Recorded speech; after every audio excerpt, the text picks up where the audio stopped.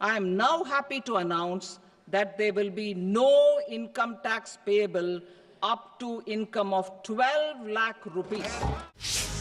মধ্যবিত্তদের জন্য আরো কর ছাড় নাকি অপরিবর্তিতই থাকবে কর কাঠামো? তৃতীয় মোদী সরকারের প্রথম পূর্ণাঙ্গ বাজেটে আমজনতার নজর ছিল কর কাঠামোয়। শেষ পর্যন্ত আমজনতার প্রত্যাশা পূরণের রাস্তায় হাঁটলেন কেন্দ্রীয় অর্থমন্ত্রী নির্মলা সীতারামন। 2 বছরের মধ্যে 70% বেশি ছাড় দিলেন আয়করে।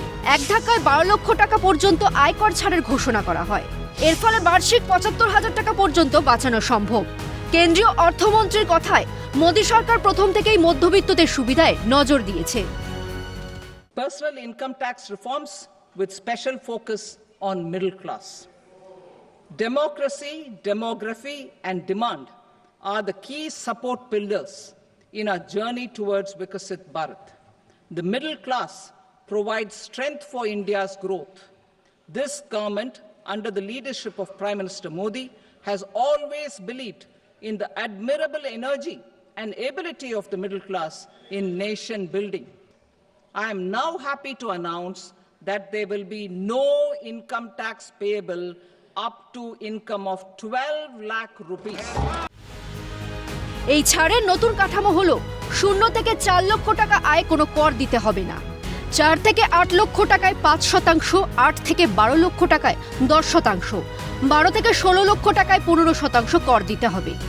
16 থেকে 20 লক্ষ টাকা আয়ে 20%, 20 থেকে 24 লক্ষ টাকায় 25% এবং 24 লক্ষ টাকার ওপরের আয়ে 30% হারে কর দিতে হবে। বস্তুত 2014 সালে ক্ষমতায় এসেই কেন্দ্রের নরেন্দ্র মোদী সরকার 2.5 লক্ষ টাকা পর্যন্ত আয়কর মুক্ত ঘোষণা করেছিলেন। 2019-এ 5 লক্ষ টাকা পর্যন্ত আয়কর মুক্ত করা হয়। 2023-এ 7 লক্ষ টাকা পর্যন্ত আয়করহীন করা হয়েছিল। একই সঙ্গে মধ্যবিত্তকে টিডিএসেও স্বস্তি দেওয়া হয়েছে। এতদিন বার্ষিক 2,40,000 টাকা পর্যন্ত আয় টিডিএস এর আওতায় পড়তো না।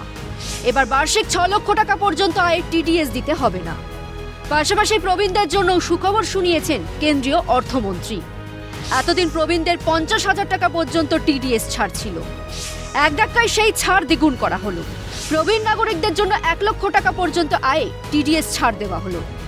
এর ফলে মধ্যবিত্তের ক্রয় ক্ষমতা আরও বৃদ্ধি পাবে এবং অবসর পরবর্তী জীবন নিশ্চিত হবে মনে করছে অর্থনৈতিক মহল। নিউ দিল্লি থেকে ইন্দ্রাণী দাশগুপ্ত রিপোর্ট, ক্যালকাটা নিউজ।